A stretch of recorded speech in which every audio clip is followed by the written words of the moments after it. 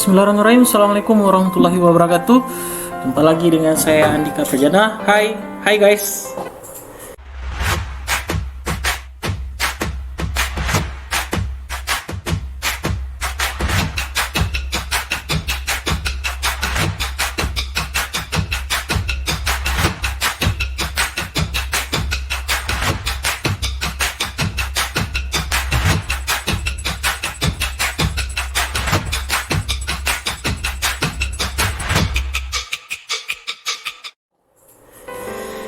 Oke, pada pertemuan kali ini saya akan mencoba membahas materi pengantar teknologi informasi. Ya, pada mata kuliah pengantar teknologi informasi ini, minggu yang lalu saya tidak bisa membuat video karena kondisi saya dalam kurang sehat. Kemudian saat ini alhamdulillah saya agak sedikit membaik. Jadi kemungkinan beberapa materi mungkin akan saya rangkum dalam video ini. Baik itu untuk pertemuan yang keempat, itu tentang perangkat keras komputer dan juga nanti perangkat lunak komputer. Kita masuk ke materi ya. Nah di sini pada kesempatan ini materi dari perangkat keras komputer itu soft copy-nya udah saya beri di Google Classroom. Nah, sekarang kita bahas sedikit saja ya. Kita bahas sedikit saja tentang perangkat keras komputer. Jadi, secara fungsional, perangkat komputer itu dibedakan menjadi 4 macam perangkat. Yang pertama itu adalah input device atau perangkat masukan. Kemudian perangkat proses atau proses device. Kemudian perangkat keluaran. Dan yang terakhir itu adalah storage device atau perangkat penyimpanan. Nah, gambarnya seperti ini nih komponennya. Bisa kita lihat ya. Di sini ada komputernya, kemudian di beberapa device itu saling mendukung dalam infrastruktur komputer ini. Kemudian mungkin bisa kita lihat sedikit di beberapa materi gitu ya. Di input device bisa kita lihat ini video ya. Oke, ini saya materinya saya ambil dari video Simplai Coding. Ya, oke. Baik, di input device ini ada seperti yang kita lihat, itu ada keyboard, ada mouse, ada joystick. Perangkat input device ya merupakan peralatan yang dapat digunakan untuk menerima data yang diolah dalam komputer. Jadi perangkat ini digunakan oleh pengguna untuk melakukan interaksi dengan komputer agar komputer melaksanakan perintah yang diberikan oleh penggunanya. Ya, perangkat itu, nah seperti yang kita lihat itu banyak ya. Perangkat langsung situ seperti yang tadi di video itu ada keyboard, mouse, joystick, scanner, card reader, ya, ada magnetic link character recognition, touchscreen, light pen, sistem seperti microphone, kemudian ada universal product code, kemudian financial transaction terminal, mouse, digital graphic dan sebagainya. Nah, itu yang bisa kita lihat. Nah, ini kita lihat video dulu ya. Ini di video ini kita bisa lihat. Oke. Nah, contohnya bisa kita lihat ya. Nah, di sini ada beberapa komponen dan saling mendukung itu CPU-nya. Nah, kemudian keyboard. Nah, keyboard mungkin kita bisa lihat itu keyboard awalnya itu dari mesin tik. Nah, ya. Jadi mahasiswa bisa melihat nih, teman-teman kuliah bisa lihat ini adalah bentuk mesin tik. Jadi awal sejarahnya sebelum keyboard dan komputer itu ada yang kita lihat saat sekarang. Itu sebelumnya adalah kita bisa melihat mesin tik. Jadi ini secara klasiknya mesin tik yang membantu dalam penulisan dan pengetikan setiap surat ataupun artikel-artikel. Keyboard pada komputer, nah ini bisa kita lihat dia bisa mengetikkan secara alfabet, ya alfabet dari A sampai Z, kemudian beberapa simbol, titik 2, koma dan sebagainya. Kemudian numerik itu angka dari 1, 2, 3 sampai dengan 0. Nah, ini fungsi dari keyboard ya. Kemudian banyak juga sih sebenarnya juga ada nanti di F1, F2 sampai F12 bahkan nanti ada sampai F14 itu adalah tombol function. Jadi beberapa fungsi yang mendukung untuk pengoperasionalan komputer ini. Nah ya, di sini juga bisa kita lihat di keyboard banyak sekali fungsi-fungsi yang digunakan gitu ya untuk menjalankan komputer. Ya, ada tombol kontrolnya, ada tombol nanti alternatifnya gitu ya. Kemudian nanti ada ALT-nya dan sebagainya. Oke, lanjut. Mouse. Nah, mouse ini untuk mengarahkan. Ya, untuk mengarahkan seperti ini. Ini mouse. Kalau mouse secara klasik itu ada ya. Jadi mouse secara klasik itu dia pakai kabel. Nah, begini nih. Jadi kalau mouse yang pakai yang klasik itu kayak gini dia. Ya, jadi dia ada kabelnya. Nah, ini ekor dari mouse-nya gitu ya. Nah, kira-kira begitu. Nah, kalau yang lama itu dia kalau sekarang kan kalau kita lihat itu pakai optik. Kalau dulu enggak, dulu dia pakai trackball gitu, kayak ball gitu untuk mengarahkan. Nah, itu dia ya kalau dulunya. Kalau sekarang udah pakai seperti optik. Nah, dengan berkembangannya teknologi, sekarang mouse itu sendiri udah wireless gitu, udah menggunakan teknologi Bluetooth dan juga ada nanti pakai teknologi WiFi itu untuk menjadikan untuk memudahkan kursor gitu ya untuk mengarahkan untuk setiap pekerjaan yang ada di komputer. Nah, ini dia ya, seperti yang di video ini kita lihat. Nah, itu bisa kita untuk mendesain, untuk menggambar dan segala macamnya. Ini mouse, kemudian ini di sini juga bisa kita lihat itu ada juga nama nantinya di laptop itu touchpad. Ya, waduh ini kecepatan ya. Nah, di touchpad. Nah, di touchpad itu seperti yang dilihat gitu ya. Yang seperti mahasiswa lihat ini bisa lihat di di laptop saya. Ini touchpadnya. Nah, ini touchpad untuk mengarahkan. Kemudian nanti dengan fungsi double click dia bisa jalan gitu ya. Dia bisa jalan. Kemudian kita bisa di sini ada klik kiri. Nah, ini kiri saya gitu ya. Ini kiri saya, kelihatannya kayak di kanan ya. Ini klik kanan. Nah, kemudian di sini kalau beberapa laptop juga ada menggunakan namanya trackpad. Ini trackpad. Nah, dia ada yang kayak bola, kayak di di kamera di contohnya contohnya BlackBerry ya. Saya contohin di sini BlackBerry. Nah, di HP BlackBerry itu juga bisa kita lihat. Ini contohnya ya. Ini contohnya ini menggunakan teknologi trackpad gitu ya.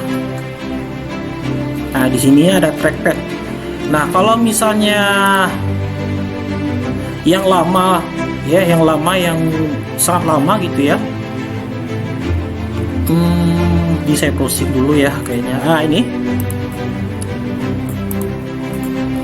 Kalau yang lama itu dia menggunakan mouse-nya kayak trackball gitu. Nah, ini trackball. Jadi untuk mengarahkan kursor kayak trackball gitu ya. Nah, itu dia. Nah, sedangkan ini trackpad seperti di laptop saya ini. Ini ada trackpad. Nah, ini bisa juga mengarahkan. Jadi bisa lihat itu mouse yang saya arahin bisa mengarahkan. Kemudian saya klik kiri di sini. Nah, gitu ya. Nah, itu beberapa banyak fungsinya kalau kita lihat di komputer. Kemudian tadi trackpad kita udah lihat, joystick. Nah, joystick ini mahasiswa udah pada tahu semua ini. Ya, yang hobi sama game konsol seperti Nintendo, Sega atau PlayStation.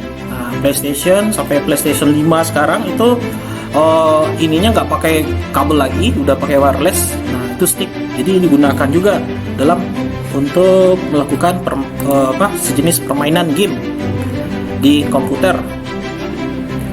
Kemudian mikrofon.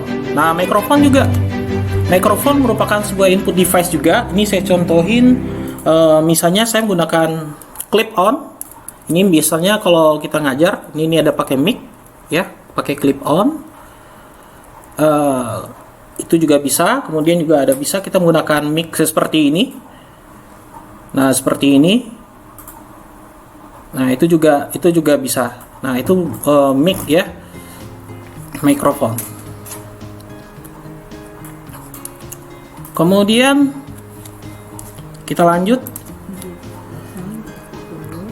Nah, dalam mikrofon ini untuk mendukung supaya suaranya bagus atau soundnya sedikit lebih bagus ya, kita menggunakan sound card ya. Jadi di CPU itu ada ditempeli gitu ya, ditempeli sound card sehingga mendukung suara yang bagus pada komputernya. Berikutnya, nah, digital kamera gitu ya. Itu biasanya digunakan di di webcam mungkin bisa ya, untuk mendukung. Itu merupakan salah satu input device. Atau di kamera yang misalnya saya gunakan di sini pakai kamera untuk webcam, pengganti webcam, atau webcam yang ada di sini nih. Nah, webcam yang ada di sini saya arahin. Nah, di sini ya. Nah, di sini kan biasanya di laptop kalian itu sudah ada webcam ya kan? Nah, itu. Atau kita juga bisa menggunakan kameranya, digital kamera, perangkat input di smartphone. Di sini ada kamera, misalnya kan kalau kita lihat di sini kan ada kameranya nih. Nah, ini merupakan sebuah perangkat perangkat input. Ya, perangkat input. Misalnya kita mau ngambil sebuah gambar. Kita mengambilkan sebuah gambar di sini. Nah, ini menggunakan kalau yang sekarang itu ada beberapa perangkat handphone sekarang ada yang sampai 4 kameranya, ada yang 3 gitu ya. Misalnya produk dari yang terkenal itu yang di Korea itu Samsung, kemudian yang di Amerika itu produknya Apple. Nah, itu juga menggunakan kamera. Nah, meskipun di sini juga di depannya juga ada kamera, itu juga perangkat input ya. Jadi jangan dikatakan bahwasanya kamera itu adalah perangkat output.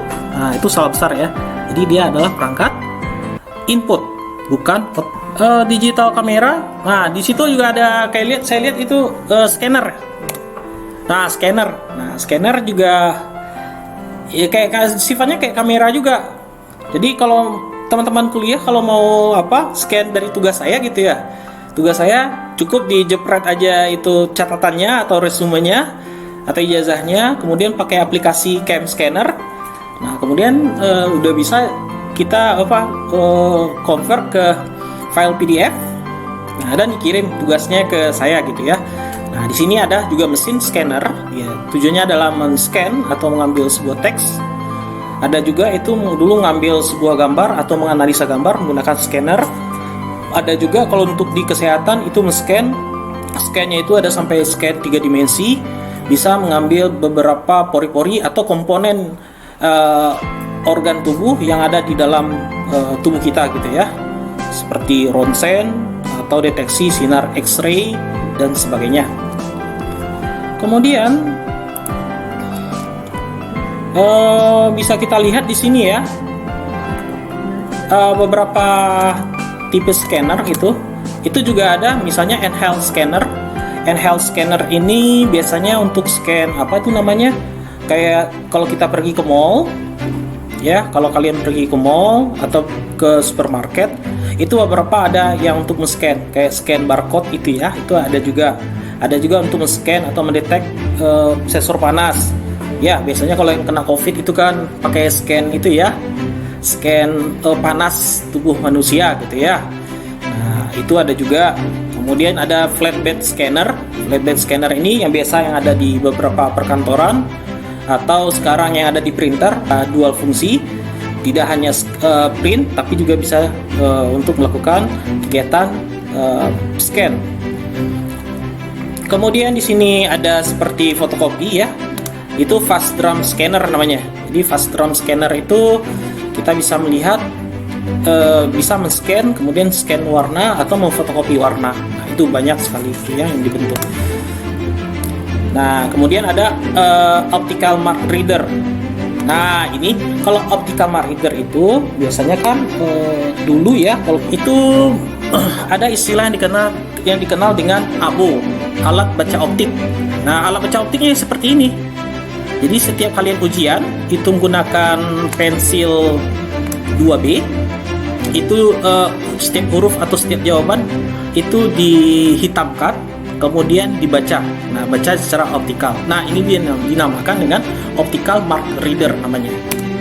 Nah, seperti kalian lihat itu pensil. Kemudian ini ada lembar jawaban. Nah, kemudian ada juga optical character recognition. Nah, OCR. Nah, OCR ini biasanya untuk membaca beberapa karakter gitu ya, beberapa bentuk tulisan. Misalnya kalau karakter seperti apa ya? Oh ya, saya contohin di sini. Misalnya di sini kalau ada angka-angka, jadi yang dibaca itu karakter. Nah, jadi seperti ini. Mudah-mudahan bisa lihat gitu ya. Nah, beberapa angka di sini ada alat untuk scan-nya gitu loh. Ya. Nah, jadi beberapa karakter itu ada. Kemudian bentuk tulisannya dan sebagainya. Ya. Nah, ini. Jadi dia ada scan gitu. Dalam bentuk mata uang pun juga seperti itu gitu loh. Ya, seperti uang, misalnya contohnya di sini kan kalau kalian lihat di mata uang itu ya, di mata uang itu bisa lihat ya, ini saya menggunakan mata uang rupiah. Gitu ya. Di sini kan ada angka-angka itu ya.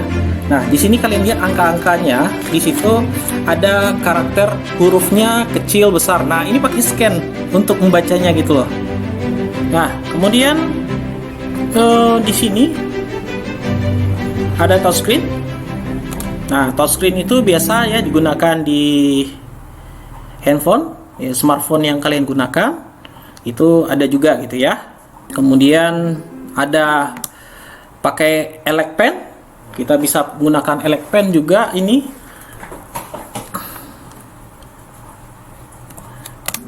Kemudian, nah itu bisa kita seperti tablet atau smartphone sudah semua ya. Kemudian perangkat inputnya lagi itu ada barcode reader. Nah, barcode reader itu banyak gitu. Barcode reader itu, nah itu yang kalian sering ke Indomaret, ke Alfamart, ke mall. Nah, di situ ada ya, kayak ini contohnya seperti ini. Nah, di situ kan ada barcode ya di kemasan air mineral ini. Itu ada barcode dan itu udah disetting. Jadi angka-angka di sini sudah disetting sehingga ditentukan bahwasanya jenisnya adalah air mineral, mereknya apa, kemudian harganya berapa. Nah, itu ya. Jadi alat untuk membaca itu barcode reader. Nah, barcode reader itu, nah itu yang kalian sering lihat itu di supermarket. Kemudian magnetic strip reader. Nah, magnetic strip reader itu ada di beberapa kartu. Ya. Dia ada seperti yang kalian lihat di sini, ada pita magnetik yang ada di kartu ini. Oh, sorry, saya tutup nih kodenya. Nah, ini ya. Nah, kartu yang saya gunakan ini adalah kartu credit card. Nah, di credit card ini itu ada magnetic strip readernya. Nah, itu juga bisa dibaca. Biasanya kan kalau dalam transaksi ada tinggal gesek menggunakan readernya, alat readernya gitu ya. Itu juga bisa. Kemudian ini di credit card, kalau ini di debit card. Di debit card juga seperti itu. Di debit card juga seperti itu menggunakan magnetik seperti ini. Ya. Kemudian sekarang untuk security itu ada sebuah teknologi, dia menggunakan sebuah chip. Nah, chip ini chipnya itu seperti SIM card. Nah, di SIM card ini di sini berisi kode-kode ya, kode rahasia sebuah database yang dimiliki oleh perusahaan perbankan. Tergantung dia kontraknya di mana. Misalnya ada kontraknya, kalau sekarang Indonesia pakai GPN ya, teknologi GPN, ada nanti kerjasamanya dengan Mastercard ya, ada juga nanti kerjasamanya dengan Visa ya, dengan Visa juga. Nah, itu beberapa. Nah, ini menggunakan magnetic strip reader. Kemudian ada juga yang langsung tap gitu ya, langsung tap, tidak perlu pakai magnetic ini. Jadi teknologi baru itu ada tinggal tap. Jadi di sini ada kodenya, kode di sini. Nah, ini saya gunakan credit card juga. Di credit card ini, di sini bisa kita lihat di situ ada kode kayak signal gitu ya. Nah, di signal itu kita tidak perlu untuk menggesek atau dimasukkan ke ATM, cuman ditempel aja di beberapa perangkat. Contohnya begini, kayak kalau kita pergi di mana ya, hotel atau apa, cukup di tap saja. Misalnya ini contohnya mesinnya ya, kita tap saja, itu sudah bisa langsung melakukan transaksi. Kemudian magnetic strip ini juga ada di Breezy. Di Breezy ini saya gunakan Breezy ini ya, kayak seperti untuk kita bayar tol, bayar parkir. Nah ya, mahasiswa yang sering ini, misalnya kalau mau masuk portal gitu ya, masuk portal di kampus kan dikasih kartu ya. Nah di sini berisikan saldo. Kemudian ada juga mahasiswa kalau kita pergi ke ke mall kemarin. Nah kalau kita ke mall, kita parkir, kemudian kita bayar. Nah kita bisa langsung tap ini, tempel ini. Nah dan saldo kita yang tersimpan di sini terpotong. Nah itu beberapa ya. Oke. Nah kemudian juga ada untuk transportasi. Ini saya gunakan yang di di Singapura. Ini kartu turis. Ya, kartu turis di Singapura. Nah, kartu turis di Singapura ini dia juga seperti itu. Kita isi saldonya. Ya, kita isi saldonya, kemudian kita bisa naik bus satu paket. Kita naik MRT ya, Mass Rapid Transit, kemudian kita bisa nanti naik kereta api ya, atau tram yang lainnya gitu ya. Nah ini bisa digunakan. Nah, itu banyak teknologi. Jadi di negara maju juga menggunakan ini. Kemudian seperti di Jakarta juga bisa menggunakan ini, naik busway atau apa gitu ya. Nah cuman kalau di tempat kita atau di wilayah Aceh itu belum ya. Transkutar aja masih pembayarannya masih sifat by cash gitu ya. Jadi cash only, tidak menggunakan kartu. Jadi, tapi di negara maju, negara-negara di Eropa sudah menggunakan card gitu ya dalam kegiatan transaksi data ataupun transaksi keuangan. Ya, jadi bahan saya dibaca, kemudian itu beberapa yang mau saya lihat, yang kita bahas ya. Ini keterangannya ada itu ya di materi. Saya tidak perlu menjelaskan secara secara langsung, cukup dibaca aja materi saya. Mikrofon, scanner, ya, kamera. Kemudian nanti ada perangkat output. Nah, di perangkat output dia adalah perangkat yang dipakai untuk menampilkan hasil proses.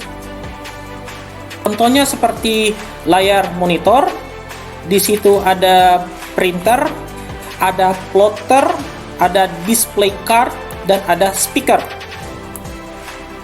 Ya, nah, kira begitu. Jadi kalau speaker udah tahu ya, layar monitor, ya, atau kita bisa menggunakan televisi. Nah ini saya contohin, ini televisi di belakang saya. Ya, nah ini televisi. Jadi televisinya terlalu besar. Televisinya 50 inci, jadi tidak bisa saya ambil semuanya. Saya contohin agak sulit ya, Nah, ya. Karena ukurannya 50 inci. Yang bisa kita gunakan kalau untuk layar monitor itu 13 inci atau 11 inci. Kemudian printer, plotter itu alat untuk cetak juga ya, cetak plotter. Plotter kayak cetak koran, cetak bacaan itu banyak pakai ya, ukuran besar gitu. Kemudian display card, kemudian speaker. Nah, kemudian apa saja perangkat keluaran. Nah, ini dibaca saja gitu ya. Saya contohin yang di video aja ya. Di sini bisa dilihat output device. Nah, di sini ya. Itu kita lihat di sini ada monitor ya. Nah, dia saling terhubung dan saling terintegrasi. Jadi kalau kita lihat di sini, kalau printer kerjanya komputer ini grafik, kemudian di print ke dalam kertas dan menghasilkan hasil cetakan gitu ya. Nah, jadi gitu. Kemudian ada speaker, ada headphone, nah ya, terhubung pada sound card juga tadi, sama seperti mikrofon. Kemudian ada monitor, ya. Nah, kalau seperti ini monitor itu ada beberapa dari titik-titik gitu. Kalau kita lihat di sini ya.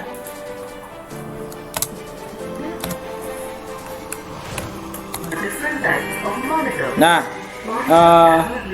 ini yang lama nih, CRT monitor. Ya, jadi dia kayak TV tabung. Nah, kalau seperti yang kita lihat, CRT itu adalah televisi tabung, ya. Televisi tabung dari dulu. Jadi memiliki arti adalah cathode ray tube, gitu ya. Jadi CRT itu kepanjangan dari cathode ray tube. Artinya apa? Dia merupakan pakai serbuk katode gitu ya, serbuk katoda ya. Nah, jadi radiasinya cukup tinggi nih kalau pakai kita menggunakan CRT, berbeda dengan LED ya. Kalau di LED tidak sebesar ini radiasinya gitu ya. Makanya orang-orang dulu itu sering bermasalah matanya karena layar monitornya menggunakan sinar katoda. Nah ya, itu dulunya ya. Nah, sekarang teknologi flat panel, kemudian proyektor. Nah ya, kalau kita belajar secara konvensional, kita belajar dulu di ruang kelas, kita menggunakan infocus ya, atau yang dikatakan dengan proyektor. Nah, ini merupakan perangkat keluaran seperti yang ada di bioskop. Nah, ini plotter untuk cetak ukuran besar ya. Tadi kalau misalnya koran atau apa, atau dalam bentuk, nah ini plotter gitu ya. Nah, kemudian ada juga perangkat keluaran, itu namanya virtual reality. Nah ya, jadi di virtual reality kita juga bisa perangkat ini ya, perangkat output juga. Jadi bisa kita lihat sebentar. Nah, jadi dia di sini kita lihat dulu ya. Nah, jadi kita bisa melihat seolah-olah kita ada benar-benar ada di dalam ini ya, berada di dalam pesawat ini kalau kita lihat simulasinya.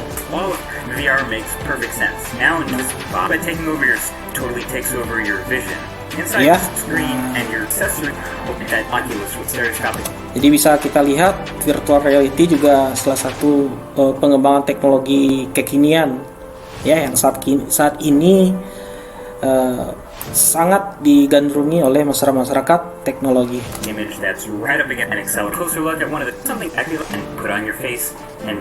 Oke.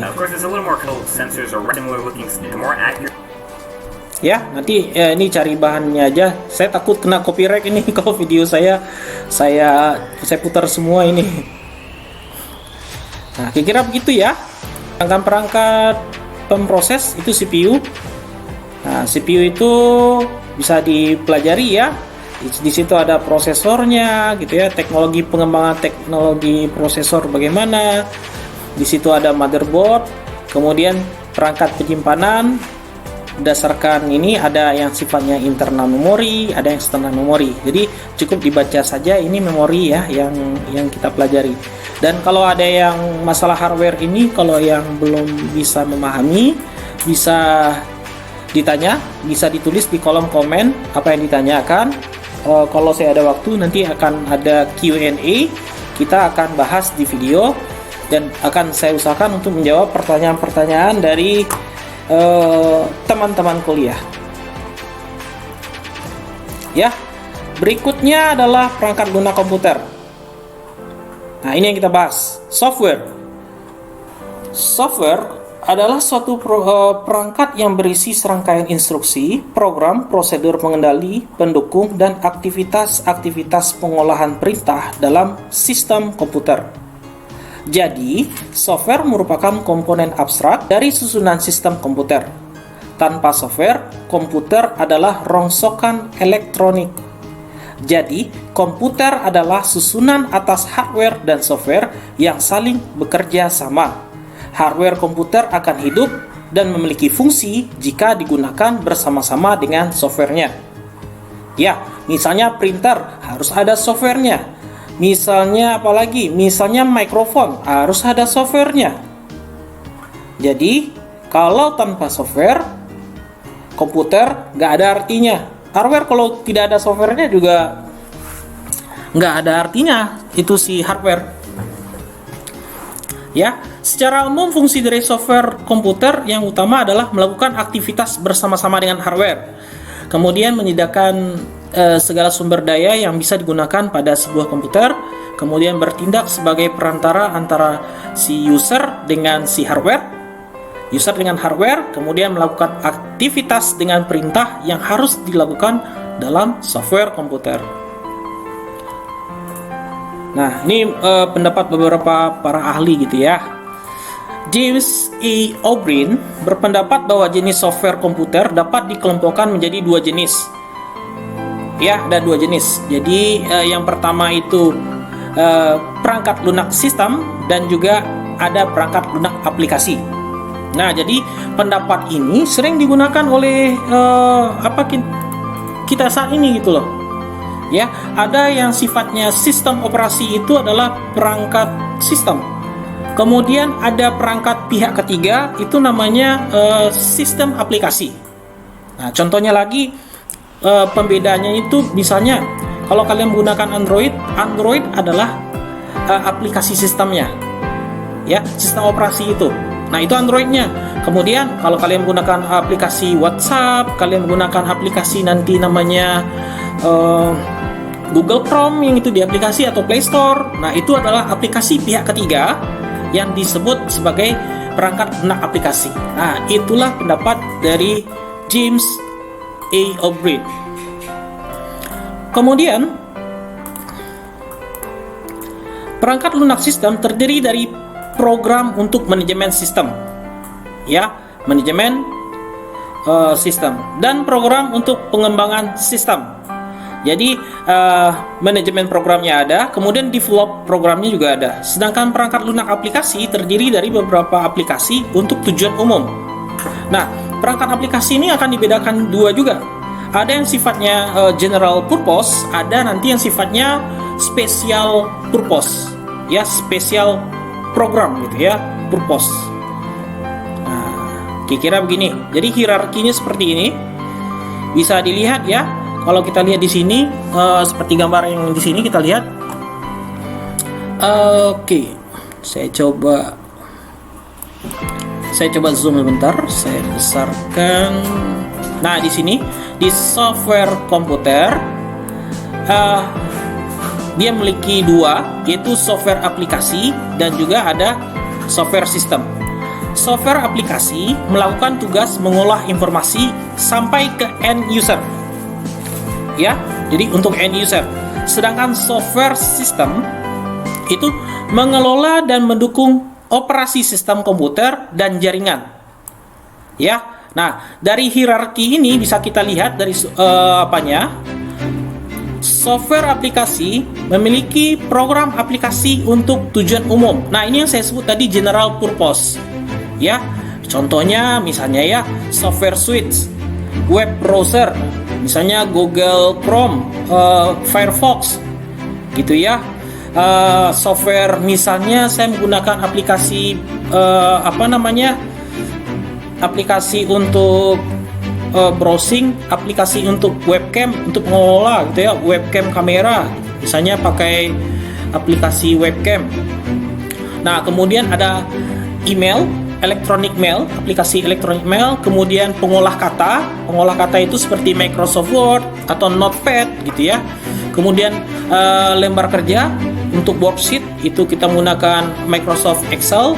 Kemudian database manager itu kita bisa menggunakan aplikasi MySQL, itu juga bisa. Mohon maaf tadi pengolah database itu kalau di Microsoft namanya Microsoft Access, nah itu juga bisa. Kemudian untuk presentasi grafis, Personal Information Manager, kemudian Groupware. Kalau presentasi grafis ya seperti ini ya. Saya menggunakan ada namanya Firefox, saya menggunakan namanya Foxit Reader. Kemudian saya ada menggunakan nanti namanya PowerPoint, Microsoft PowerPoint. Nah ini, jadi tujuannya untuk tujuan umum saja. Begitu juga program untuk aplikasi khusus. Misalnya digunakan untuk bisnis, untuk akuntansi, pengolah data akuntansi, misalnya MIOB gitu ya. MIOB itu adalah aplikasi akuntansi. Kemudian kalian menggunakan nanti kalian belajar Java atau kalian belajar Python. Nah, itu aplikasi untuk aplikasi khusus gitu ya. Nah, itu jadi nanti pakai belajar bahasa pemrograman, pakai Visual Basic nanti namanya. Nah, itu program aplikasi khusus. Selanjutnya, program kalau pada software system ada program untuk manajemen sistem. Nah, contohnya apa untuk manajemen sistem? Sistem operasi. Nah, di sistem operasi itu banyak ya. Sistem operasi itu ada Windows, ada produk dari Windows 7, Windows Edge Lite, Windows 10. Kemudian nanti ada di sistem operasi Macintosh yang dimiliki oleh Apple, itu Mac gitu ya, itu Macintosh. Kemudian juga kalau di perangkat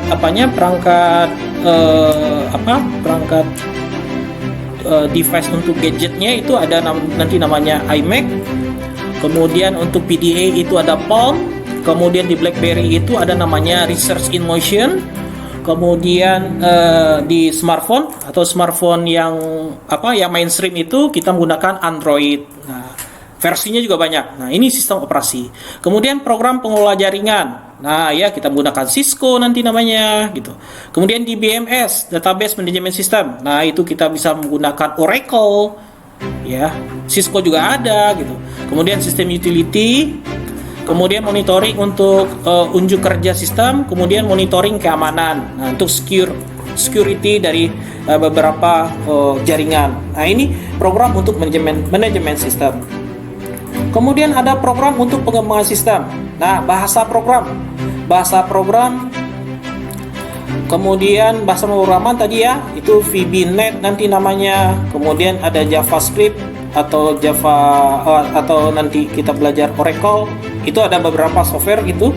Kemudian nanti ada namanya untuk compiler ya, translator. Kemudian pemrograman editor dan tools. Nah, ini ya. Ini ada juga gitu. Kemudian paket CASE gitu ya, Computer Aided Software Engineering. Nah, ini untuk pengembangan sistem. Nah, itu ada juga gitu. Ya, atau kita menggunakan nanti ini sebenarnya untuk pengembangan sistem ini ada yang nanti open source ya. Kalau yang tadi saya bacakan itu adalah produk-produk yang sifatnya berlicense. Jadi kalau yang berlicense itu sangat tertutup, berbeda dengan yang open source seperti nanti namanya Linux. Nah, di Linux itu juga banyak ya. Ini banyak digunakan itu. Jadi untuk mengembangkan sistemnya. Ya, kira begitu. Oke, dalam sebuah tren, kalau kita lihat di tren ya, ini saya besarkan dulu. Nah, di sejarah komputer saya juga sudah menjelaskan atau beberapa materi itu ada generasi pertama sampai generasi kelima. Software pun juga seperti itu ya. Kalau trennya itu sesuai dengan visi dari sebuah software atau teknologi informasi yang berkembang di dunia, itu ke depan semakin software itu akan semakin mudah digunakan. Contohnya aja ya sekarang ya. Kalian dulu gitu ya, saya dulu menggunakan namanya Clipper atau saya menggunakan Pascal. Untuk membuat coding atau bahasa pemrograman itu sangat sulit sekali gitu. Sekarang tinggal klik and klik gitu ya. klik 1 dan klik 2 beres, udah selesai gitu pemrograman. Atau kita menggunakan Android Studio gitu ya, membuat aplikasi. Kemudian banyak sekali ya Blender itu kita menggunakan aplikasi Blender itu kita menggunakan permainan membuat game online. Nah, itu banyak sekali ya, sesuai dengan tren semakin mudah digunakan, kemudian multi tujuan. Nah, tujuannya tidak satu saja, tapi banyak tujuan-tujuan yang lain yang saling compatible. Kemudian berbasis web aplikasi, kemudian packagingnya untuk produktivitasnya bagus, kemudian antar software itu saling kolaborasi. Nah, ya seperti yang dikembangkan oleh Adobe Photoshop, Adobe gitu ya. Nah, jadi kalau Adobe itu banyak perusahaan-perusahaannya gitu. Misalnya dia menggunakan Adobe Acrobat Reader untuk membaca PDF, kemudian nanti pakai Adobe After Effects itu nanti untuk ngedit videonya, kemudian nanti Adobe Photoshop. Nah, itu juga saling mendukung. Ya, dan banyak lagi. Nah, ini abstraksinya. Abstraksinya bisa dilihat ya, bisa dipahami. Kalau tidak ada yang mau kalau ada yang mau ditanyakan dan yang tidak mengerti, bisa nanti di kolom komen itu ditulis. Nah, ini saya contohin ya. Kalau abstraksi sistem komputer itu di sini ada assembler, text editor, kemudian database system. Ya, tadi komputer hardware didukung oleh sistem operasi, kemudian nanti ada sistem pengendali dan aplikasi program. Nah, itu digunakan untuk compiler, bahasa pemrograman, assembler untuk pembangunan, kayak jaringan gitu ya, mendukung pembangunan infrastruktur dari komputer. Kemudian text editor itu seperti pengeditan, pengetikan pakai aplikasi Microsoft Word atau aplikasi Excel, dan sebagainya. Kemudian database system itu menggunakan Access atau menggunakan aplikasi MySQL. Nah, ini digunakan oleh banyak user. Ya, di sini saya lihat ada user 1, user 2, user 3, and user n gitu ya. Nah, kemudian hubungan antar sistem komputer. Di sini ada user menggunakan aplikasi software, kemudian aplikasi software harus mendukung operation dan sistem software, sistem operasi, kemudian harus mendukung hardware. Jadi artinya apa? Dia harus compatible. Ya, jadi dia harus compatible. Nah, kalau kita lihat dia compatible-nya, user bisa menggunakan aplikasi, aplikasinya harus sesuai. Contohnya begini, kalau kalian menggunakan aplikasi yang ekstensinya Excel, kemudian kalian install di Android, nggak bisa kan? Kalian harus menginstal aplikasi APK. Ya, begitu juga dengan aplikasi yang di Android, kalian download, kemudian kalian install di iPhone, itu juga nggak bisa. Ya, makanya sistem aplikasi harus mendukung sistem operasi tersebut. Kemudian hardware-nya juga mendukung. Ya, jangan sampai nanti kalian menggunakan Macintosh, menggunakan Apple, kalian menggunakan aplikasi yang ada di Microsoft. Nah, itu nggak bakalan bisa gitu ya, nggak akan compatible dia. Bisa-bisa kalau kalian install itu dia akan error. Oke, baik. Selanjutnya sistem operasi. Ya, sistem operasi. Sistem operasi merupakan perangkat lunak yang berfungsi melakukan operasi yang mengurusi tentang segala aktivitas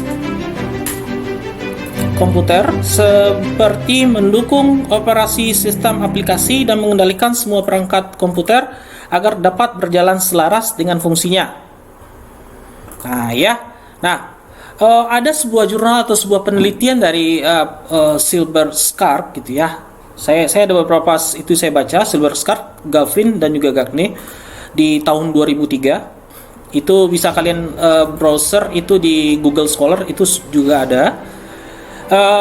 Mereka berpendapat bahwasanya sistem operasi itu adalah suatu program yang bertindak sebagai perantara antara user dengan hardware. Nah, itu menurut pendapat mereka. Dalam jurnal itu saya lihat juga dia menyatakan bahwa tujuan dari sistem operasi itu adalah melaksanakan program user. memudahkan dan dalam menyelesaikan masalah user. Jadi usernya punya masalah, kemudian dipecahkan oleh aplikasi-aplikasi gitu. Kemudian membuat menjadi mudah sistem komputer, ya. Jadi membuat sistem komputer itu mudah digunakan, kemudian menjadikan penggunaan hardware komputer menjadi lebih efisien. Nah, ini ya, ini diagram yang dia mau lihat itu. Kalau ini saya besarkan dulu. Nah, di sini kalau kita lihat, di sini hardware itu harus mendukung core-nya, intinya. Ya. Inti dari permasalahan itu, penyelesaian masalah itu. Nah, ini dia ya. Biasanya core kernel itu ada di otaknya, di otak komputer. Ya, kemudian lapisan berikutnya sistem operasi. Bagaimana masalah ini bisa dipecahkan? Harus ada sistem operasinya.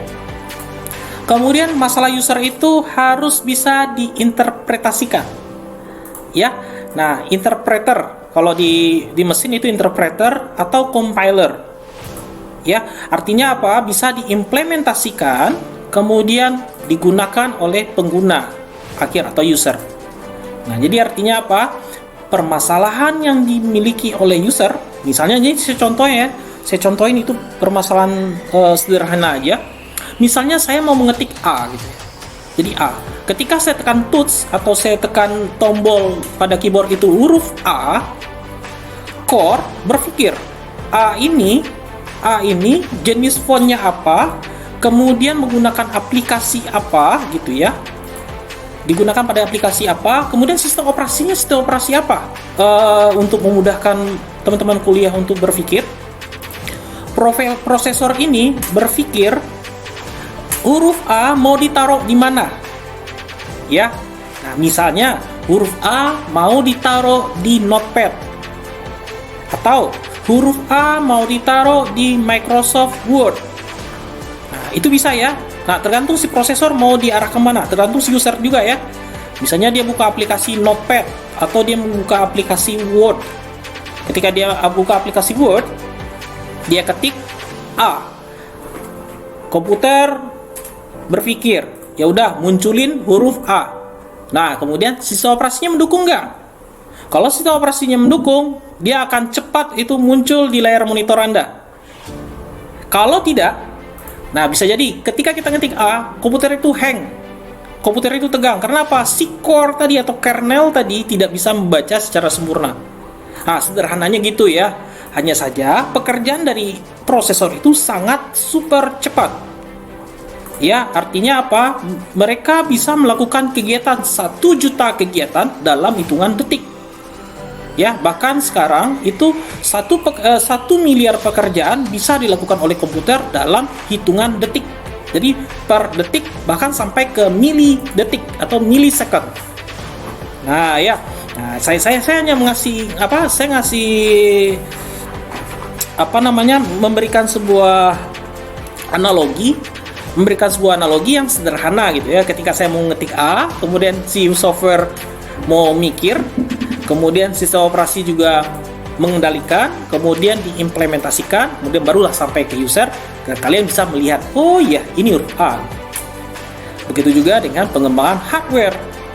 Ya, kita mau menghidupkan webcam, kita mau men-shutdown komputer, kita mau start komputer, tugas dari sistem komputer. Berikutnya adalah tugas dari sistem operasi.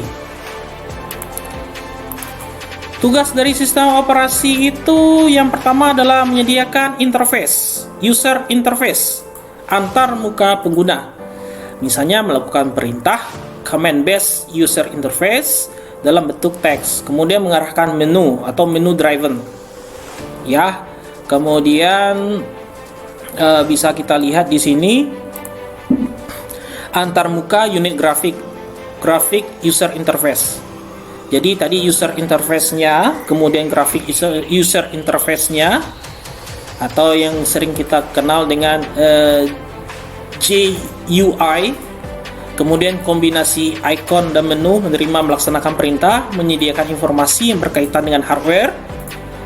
Ya, misalnya kita klik properties pada komputer kita, akan kita lihat, oh iya, ini komputer ini hardware-nya apa saja gitu ya, terdiri dari apa saja, serinya berapa, kode nomornya berapa. Nah, itu dia ya. Jadi dia menyediakan.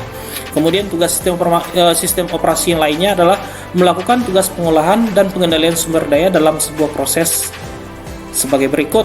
Ada multitasking yang bisa melakukan tugas secara serentak dan sekaligus pada aplikasi yang sama maupun berbeda. Nah, ini ya, ini dia tugas dari sistem operasi.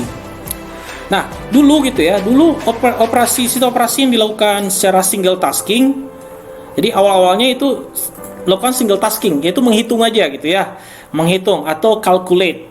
Nah, seperti yang pembelajaran kita terdahulu, komputer itu pada dasarnya dulu single tasking.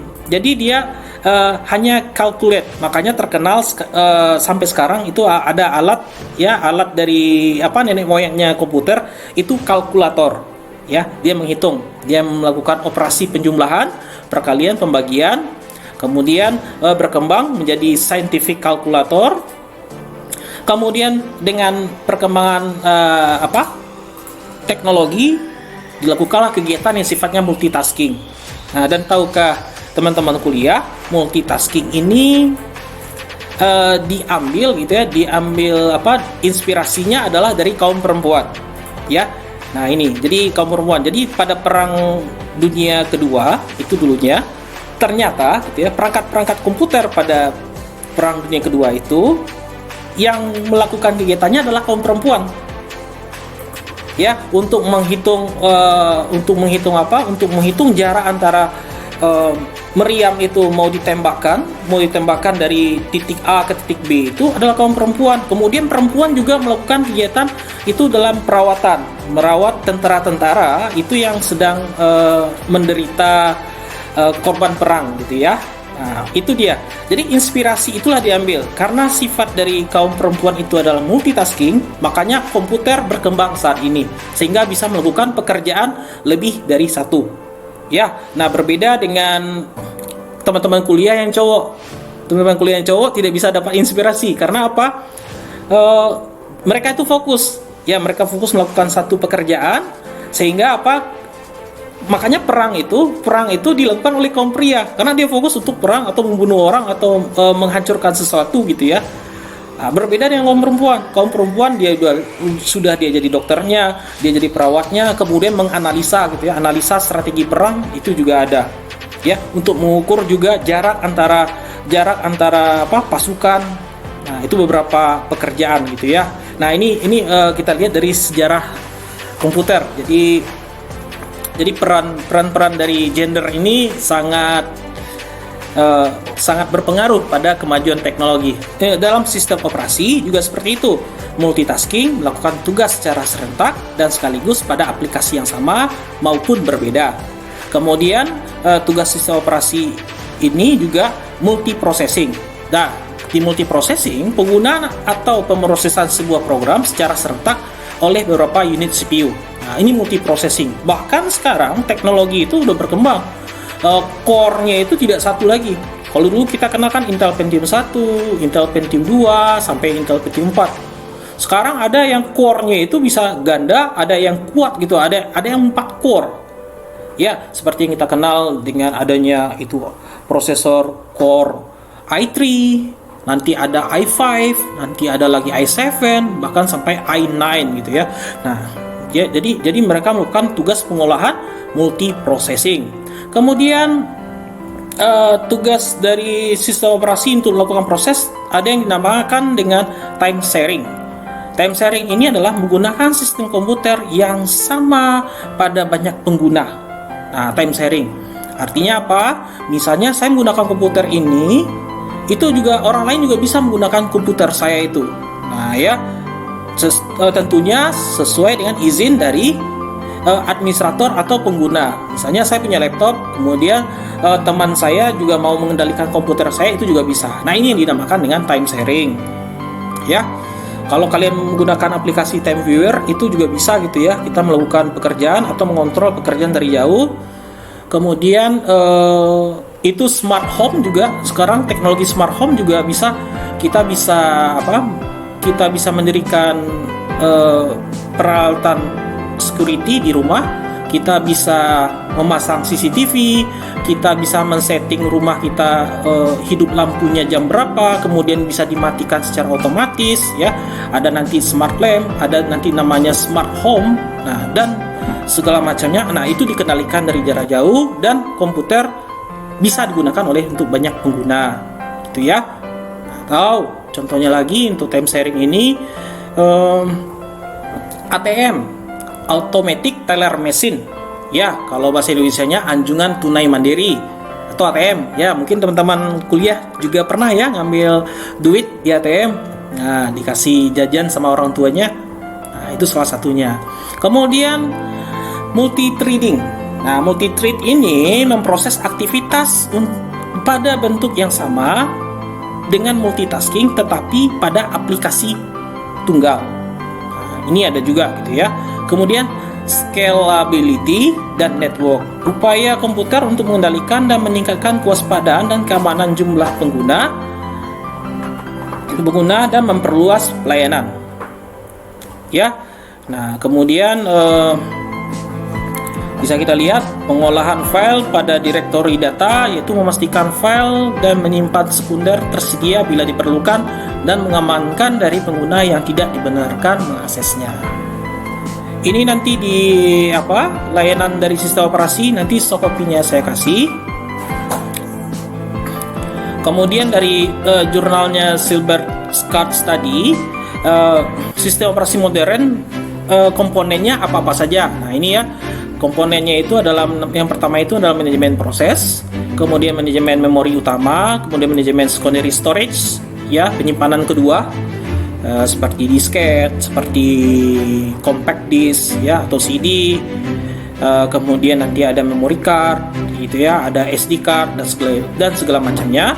Kemudian ada nanti manajemen sistem I/O, input output, kemudian ada manajemen berkas, kemudian sistem proteksi, kemudian ada jaringan, kemudian ada set perintah atau command interpreter system. Ya, untuk pengenalan sebagai tugas mungkin nanti mahasiswa menjelaskan sistem informasi sistem operasi yang ada di Unix, kemudian ada nantinya di Microsoft itu juga ya. Seperti di sini kalau kita lihat ada sistem operasi Windows ya. Di sini ada saya gunakan generasi pertama namanya Windows XP. XP itu adalah experience. Bahkan kalau di sistem operasi XP itu ada service pack-nya. Dia pakai cara pengupdate-annya itu pakai pack gitu loh. Jadi ada service pack 1 sampai service pack 3. Itu pada Windows Experience atau XP. Kemudian berkembang dengan Windows nanti namanya ada nanti Windows Vista. Vista itu dikembangkan karena kalau dari sejarahnya Vista itu diinspirasi karena Apple waktu itu punyanya Steve Jobs. Jadi yang memiliki Apple itu adalah Steve Jobs. Jadi mulai berkembang pada industri multimedia. Ternyata Mac sangat berkembang dan Microsoft tidak mau kalah, makanya dilahirkanlah sistem operasi namanya Windows Vista. Tapi sebelumnya itu sudah dikembangkan namanya Windows Millennium gitu ya. Jadi ada Windows 2000, ada Windows Millennium Edition ya, Windows ME. Tapi tidak berlangsung cukup lama. Begitu juga dengan Windows Vista, karena Windows Vista ini kalau menurut opini saya itu adalah sebuah produk yang belum berhasil, atau istilahnya produk gagal gitu ya. Hanya berlangsung sebentar, setahun atau 2 tahun, kemudian banyak user itu beralih ke Windows 7 ya. Windows 7 juga berkembang, itu sudah bisa dibagi, misalnya Windows ada yang sifatnya starter, ada Home Edition, ada nanti Ultimate ya. Nah ini bahan-bahan itu mungkin bisa di search aja di Google, itu sangat banyak. Ini bukan pada materi yang saya kasih ya, ini hanya untuk mengembangkan cara berpikir mahasiswa atau teman-teman kuliah dalam mengembangkan materi-materi saya ini.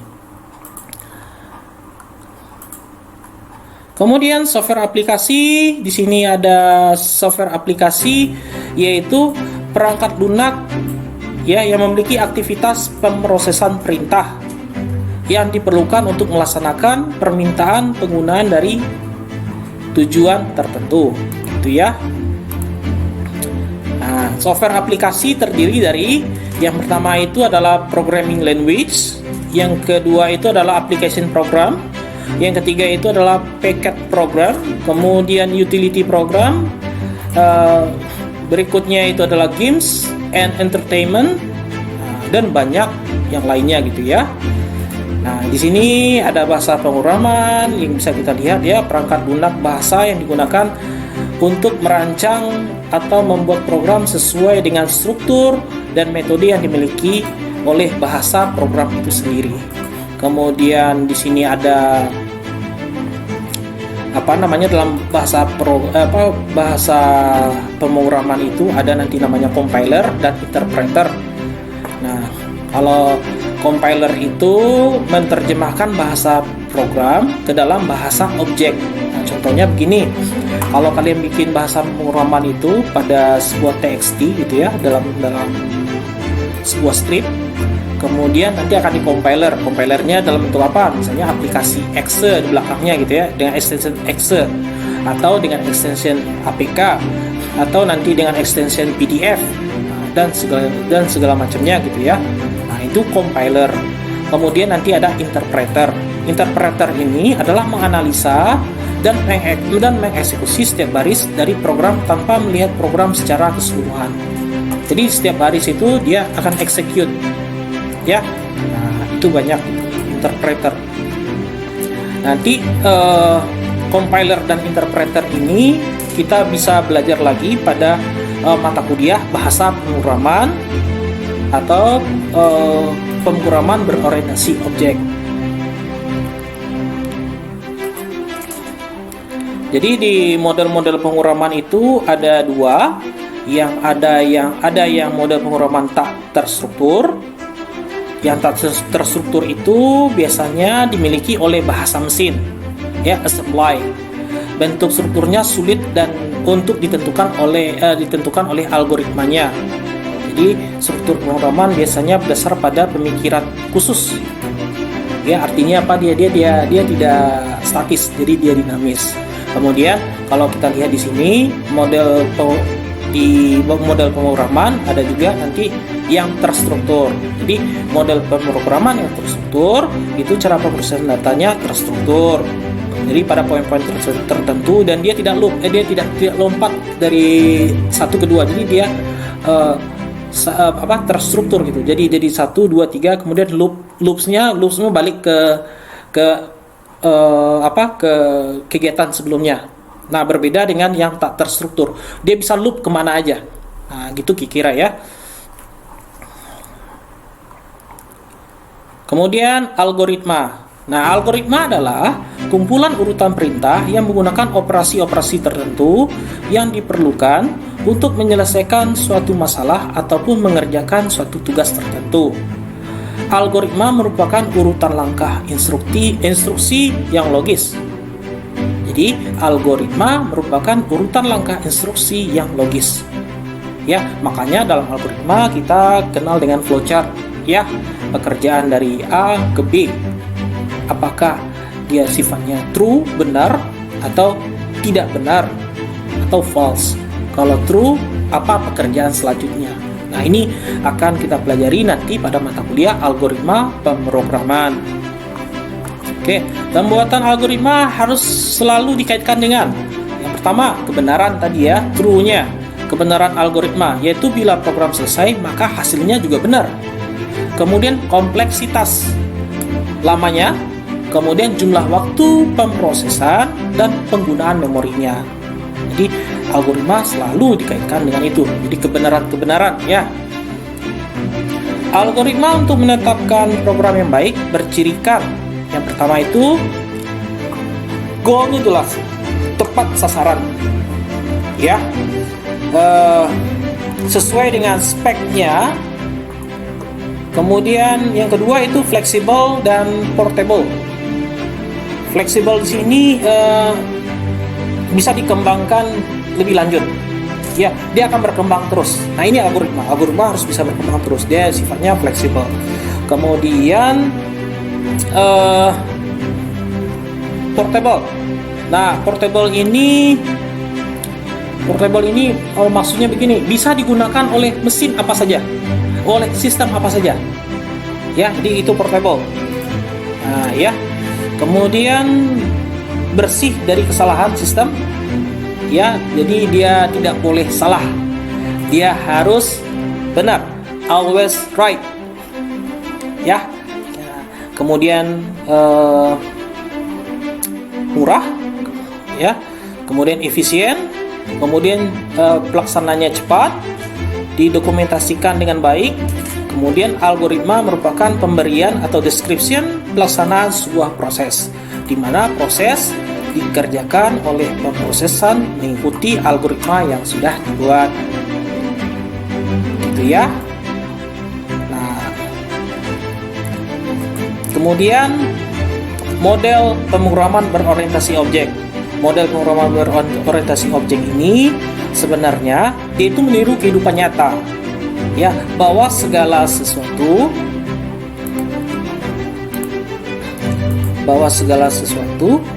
di sekitar kita adalah objek. Ya, misalnya saya ngomong ini adalah objek. Kemudian saya mengajar ini adalah objek. Saya mau menonton TV itu adalah objek. Jadi kalau kita ingin memahami model pemrograman berorientasi objek, dia selalu menganggap bahwasanya segala sesuatu kehidupan nyata ini adalah sebuah objek. Orientasi objek adalah cara pandang, bukan sekedar algoritma saja yang diterapkan oleh bahasa berorientasi objek. Nah, sepertinya misalnya gitu ya, yang seperti saya bilang tadi, saya mau pergi kemana, saya melakukan kendaraan, saya mau mengendarai mobil, kemudian saya mau membaca buku, saya mau menonton televisi, kira-kira begitu ya. Saya menggunakan mobil apa? Nah, ada yang mobil pakai transmisi manual, ada yang transmisinya otomatis. Nah, bahkan sekarang ada segala macam kegiatannya itu dilakukan secara totally itu otomatis. Misalnya contohnya mobil Tesla gitu. Tesla itu kita bisa sambil tiduran, mobilnya jalan sendiri gitu. Itu salah satunya gitu ya. Jadi orang-orang mempelajari program berorientasi objek ini biasanya akan laku di pasaran, akan banyak dicari oleh pasar gitu ya, dan dunia kerja. Kemudian setiap bahasa pemrograman berorientasi objek pasti mendukung 3 konsep ya. Nah,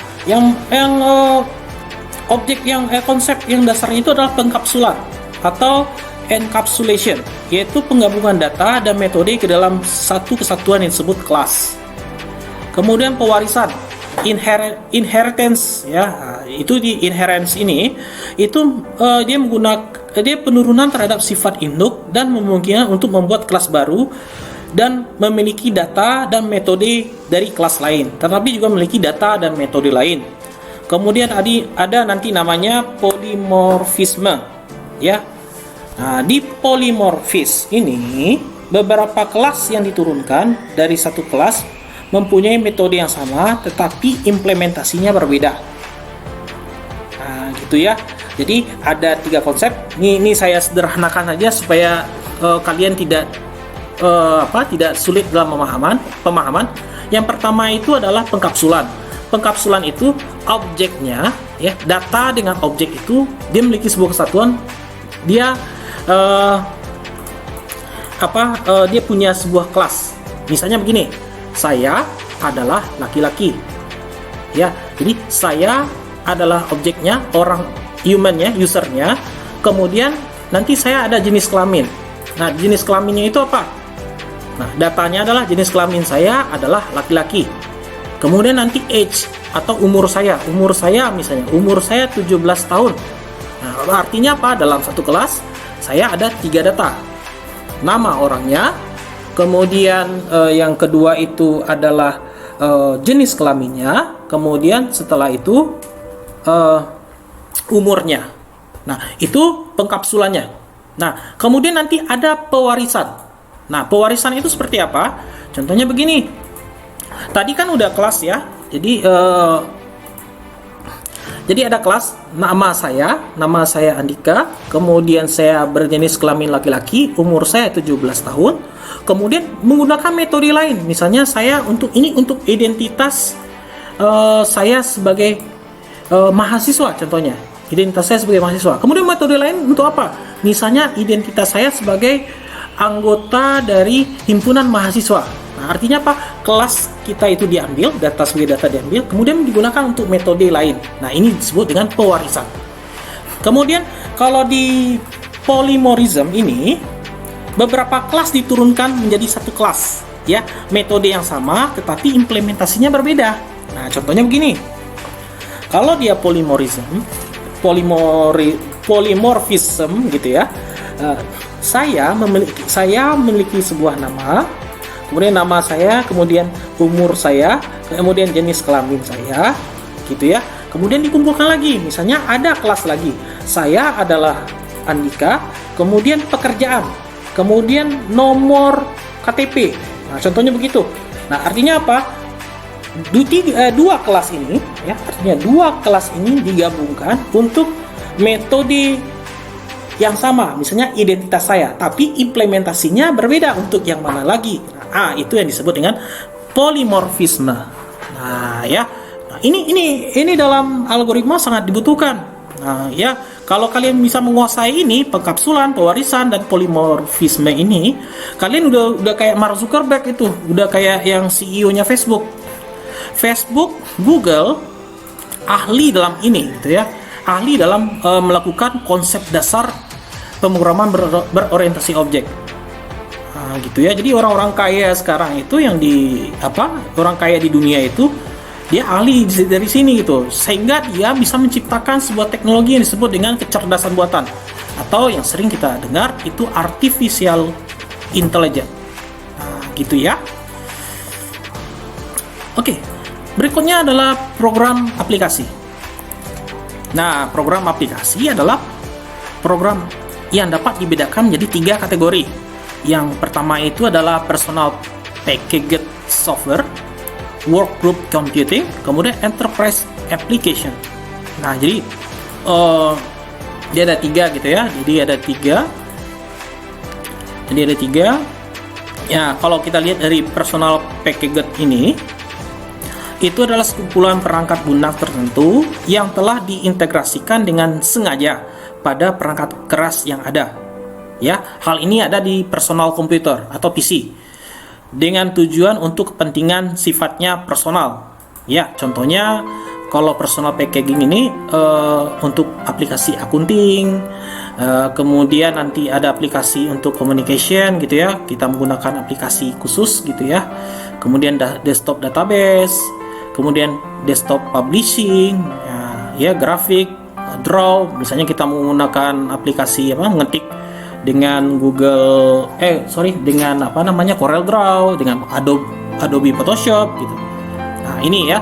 Kemudian word processor, kita menggunakan aplikasi Microsoft Word. Kemudian ada yang workgroup computing. Nah, workgroup computing ini apa?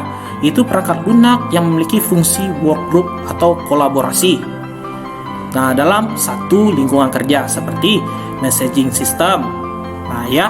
Jadi di sistem operasi atau Windows yang kalian gunakan di laptop itu sudah ada yang sifatnya aplikasi messaging system, ya, itu cek email. Kemudian ada conferencing.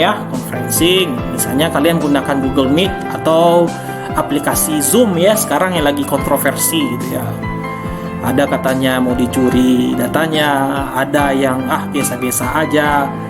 Ya, mungkin gara-gara itu ya, gara-gara kontroversinya, sehingga aplikasi Zoom ini menjadi aplikasi yang sangat komersil dan sangat banyak digunakan ya, karena sangat banyak dilirik.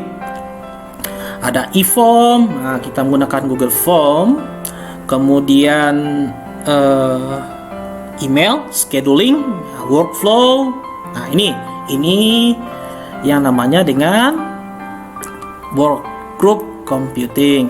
Nah, yang terakhir adalah enterprise application. Enterprise Application ini adalah serangkaian aplikasi yang didesain untuk membantu pengguna dalam pengolahan data dan mendukung fungsi-fungsi bisnis dari suatu organisasi. Ya, adalah serangkaian aplikasi yang didesain untuk membantu dalam pengolahan data, mendukung fungsi-fungsi bisnis dalam organisasi seperti horizontal application, kemudian vertical application. Nah, horizontal application ini dia saling berkaitan gitu ya, dari atas ke bawah, dari kiri ke kanan. Nah, gitu. Project management, pengembangan aplikasi, integrasi perangkat lunak, kemudian integrasi sistem dan pengembangan teknologi. Nah, ya. Nah, jadi kalau misalnya kalau seorang programmer, kalau kalian mau nanti menjadi seorang ahli IT, itu lebih banyak pada enterprise application ini. Jadi pengembangannya nanti bagaimana aplikasi yang ada di sistem operasi yang ada saat ini. Ya, katakanlah misalnya yang mainstream itu sistem operasi Linux, sistem operasi di Windows. Bisa jadi kalau kalian misalnya jadi pengembangan dari Android, wah itu lebih hebat lagi. Ya, atau membuat sistem operasi yang baru. Ya, ini dia. Oke, baik, kira-kira begitu kajian kita kali ini pada pertemuan ini ya. Oke, saya akan memperlihatkan sedikit video supaya bisa dilihat ya. Tapi ini saya skip, takutnya saya kena copyright nih. Nah, bagaimana software itu dibentuk? Oke, kalau di sini kalian lihat angka-angka ya. Di sini angka-angkanya ada 0, 1, 0, 0, 0, 1, 0. Nah, itu adalah angka-angka binary. Ya, dari satu baris itu angka itu ada melakukan sebuah set pekerjaan. Ini satu set pekerjaan gitu ya. Kalau kita lihat di sini 1 2 3 4 5 6 7 8. Ada 8 bit pekerjaan. Next. So how do we get from an idea to the finished software? Nah, jadi kalau kata si mbaknya ini ya, untuk membuat software kita harus memiliki sebuah ide. Ya, idenya itu harus seperti apa? Nah, ya. Writing the binary yourself would be slow. Jadi writing the binary yourself, nah itu dikatakan will be slow, tedious, and take way too long. Ya, jadi ini secara perlahan gitu ya. Dia melihat. Jadi itulah binary. Nah, binary itu kalau kalian lihat itu ada 0 1 0 0. Itu adalah 0 itu untuk disable, sedangkan 1 itu adalah untuk enable. Ya, diizinkan dan tidak diizinkan. Nah, kalau dalam algoritma ada true and false. Jadi O for false and 1 itu true. Ya, this is true. Oke, kita lihat ya kata mbaknya apalagi nih. Instead we use something called source code. Nah, Source code is the instructions to the computer that is meant to be human readable. nah oke. Tadi dia bilang saya dengar dulu ya. Source code is the instructions to the computer that is meant. Oke. Kata dia, source code itu adalah sebuah instruksi. Ya. Jadi dari beberapa set infrastruktur tadi, kemudian mereka membuat sebuah source code. Nah, dari situlah software dibentuk ya, source code. Kemudian manusia yang akan menerjemahkannya. Is meant to be human readable ya. Meant to be human readable. Itu dia With a bilang. little practice, that is. Source code can be written in one of many different programming languages. These are the main ones in use. Oke, kita lihat di sini. Kita lihat di sini ada beberapa source code yang dari. Jadi kalau ini menurut saya ya, kalau saya dari video ini, di sini ada angka-angka, ada sebuah idea, kemudian bisa dijalankan oleh bahasa pemrograman namanya Python, Java, C, C++, kemudian ada PHP, ya PHP, pemberi harapan palsu ya PHP. Nah tuh siapa tuh kaum teman-teman kuliah yang cowok ya suka ngasih harapan palsu. Ada Ruby, ada SQL, ada nanti Objective C, ada Perl ya. Oke, kita lihat kata simbaknya apalagi nih. Here's a very simple program written in a programming language called C++. Nah, ini dasar ya pakai C++. Displays the words hello world to the computer screen. Nah, ini dasarnya nih. Jadi dasar dari internet itu sebenarnya ketika ada beberapa 4 komponen di beberapa universitas gitu ya. Ada yang dari California, ada dari Utah, itu dulu ada juga dari Los Angeles gitu ya. Jadi mereka membuat sebuah komponen menghubungkan kata-kata login gitu ya, menghubungkan sehingga HTTP itu berkembang, sehingga kata-kata pertama yang muncul di dalam sebuah teknologi internet itu adalah hello world. Ya, hello world. Halo dunia. Kira-kira begitu ya. Kita lihat In dulu. order for the computer to actually run the program, the source code must be turned into binary. Oke. This process is called compiling. Once we have our ones and zeros, Nah, sekarang kita lihat di sini kalau dalam sejarahnya ketika sebuah source code itu dibuat, dia sebenarnya untuk instruksi. Instruksinya apa? Nah, instruksi dari 010010 ini. Nah, gitu ya. the computer can then run the program. If there are any mistakes Nah, in ini the dia. source code, such as a Jadi dari sebuah source code membuat sebuah instruksi sehingga muncullah pada monitor kita itu hello world. spelled word or missing punctuation mark, the compile will fail and you won't be able to run the software. Simple programs can be written by one developer in a reasonable amount of time. However, professional software may involve hundreds of developers and take a matter of years to Oke, kalau di sini kita lihat, oh ini banyak lagi ya. Waduh, mudah-mudahan saya nggak kena copyright ini ya, karena udah lama juga ini. Nah, saya cepatin aja lah. Jadi yang setelah bahasa pemrograman itu dibentuk, kemudian di develop gitu, develop oleh banyak orang dan digunakan oleh banyak user. Sehingga apa? User yang menggunakan sekaligus berkontribusi untuk mendevelop atau membangun software itu. files. Ya, jadi gini. To collaborate is essential for this. Jadi mereka berkolaborasi, membuat sebuah hierarki juga, ya kayak kalau kalian lihat ini kayak apa? Kayak multi level marketing ya. Nah, gitu. One, all the source code for the Kemudian source code disimpan dalam sebuah server.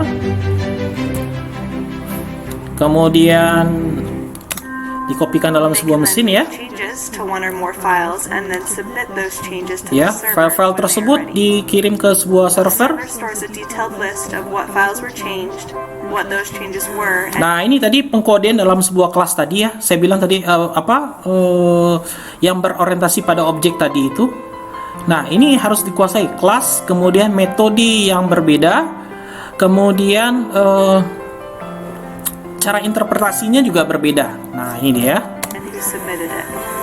If at any time the program gets into a bad state, the developers can undo the changes, try hard, but there are always software is released to the public. The software developers must continue to fix bugs and further improve the software. Nah, di sini maintenance-nya harus bagaimana bugs. Jadi bugs itu asalnya dari ini nih. Ada yang mengganggu dari sebuah pekerjaan gitu ya. Misalnya fix bagaimana bugs itu harus supaya tidak ada lagi gitu ya. Developers must continue to fix bugs and further improve the software. This is why software has updates or new versions that come out periodically. Nah, makanya software itu harus diupdate. Nah, kalau kalian download aplikasi Instagram gitu ya. Nah, di Instagram itu kan kalian harus update terus ya, karena mereka harus maintenance terus supaya itu tidak bisa bugs. Atau kalian download update Facebooknya di softwarenya. Wah, ngabisin data ya. Nah, tapi tujuannya sebenarnya adalah untuk ini itu loh, supaya tidak ada bugs gitu ya, ada kesalahan atau error dalam aplikasi. Software can be created in two different ways. The most common is proprietary. The software is owned by a person or company and sold to make money. Jadi kalau kita lihat gitu ya, tujuan dari sebuah software gitu ya. Nah, ini saya lihat tadi di sini. Tujuan mereka itu adalah untuk menghasilkan dolar. Ya, kemudian the source code not released the public. Jadi itu maksudnya the source code is not released to the public, itu dia tidak public. Jadi dia disimpan oleh si masternya sendiri. master programnya sendiri. Ya, makanya digunakan untuk kepentingan untuk mendapatkan pundi-pundi uang. Nah, jadi kalau mahasiswa pengen jadi kaya, kuasai program, ya. Oke, baik. Kira-kira begitu saja. Mungkin saya tidak terlalu tidak mau ini terlalu tidak terlalu ingin videonya saya ini, karena bukan video saya ini ya. Saya takut kena copyright. Mudah-mudahan saya nggak kena copyright, karena ini terlalu banyak nih video yang saya ambil gitu ya. Demikianlah perkuliahan kita pada kali ini. Pada akhirnya saya tutup perkuliahan ini dengan mengucapkan hamdalah. Ya, saya mohon maaf atas segala kekurangannya. Saya harap tugas resumenya dibuat, kemudian mahasiswa bisa memahami setiap materi yang saya sajikan. Ya, jika ada penuturan saya yang tidak pas atau tidak pronoun saya kurang bagus, itu teksnya itu sudah ada dalam video dan mohon dipahami dengan baik. Ya. Pada akhirnya saya tutup perkuliahan ini. Wabillahi taufiq wal hidayah. Wassalamualaikum warahmatullahi wabarakatuh. See you next time. See ya.